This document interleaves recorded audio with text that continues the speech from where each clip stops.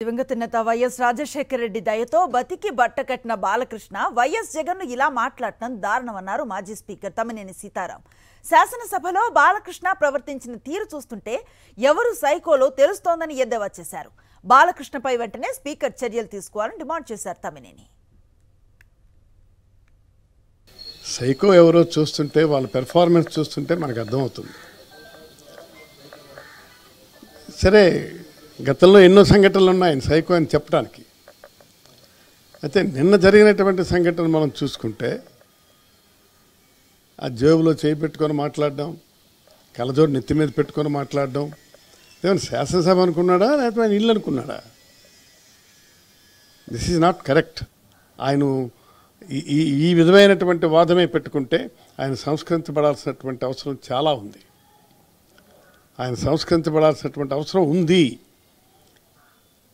ఎందుకంటే నేను ఒకప్పుడు తెలుగుదేశంలో ఉన్నటువంటి వాడిని కదా.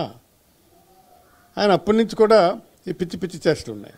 తర్వాత గతంలో మీకు తెలుసు, ఒక ఆయన్ని ఫైర్ చేసి చచ్చిపోయినాడని వదిలేస్తే ఎవరు బెల్లంకొండ సురేష్, వాళ్ళందరూ ఫిల్మ్కి సంబంధించి అడగటానికి వెళ్తే దాని మీద యాక్సిడెంట్ అది.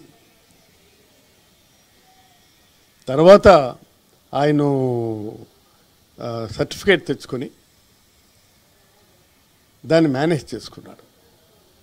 ఇలాంటి సైకో ఇన్సిడెంట్లు ఎన్నో ఉన్నాయి ఆయన గురించి చెప్పాలంటే.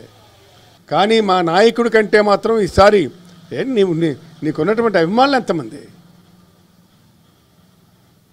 నీ అభిమానులకు నువ్వు నాయకుడు అయితే ఆయన ఇవాళ పిలిపిస్తే రాష్ట్రం అట్టుడుకుపోద్ది. అలాంటి పరిస్థితి ఉంటుంది. దాన్ని కొద్ది జాగ్రత్తగా చూసుకొని మీరు వెనుక ముందులు ఆలోచించుకొని కామెంట్ చేయండి. అంతే తప్ప మీ ఇష్టం వచ్చేట్టు చేస్తాం, మేము ఏది చేస్తే అదే చెల్లుద్ది అంటే కుదరదు.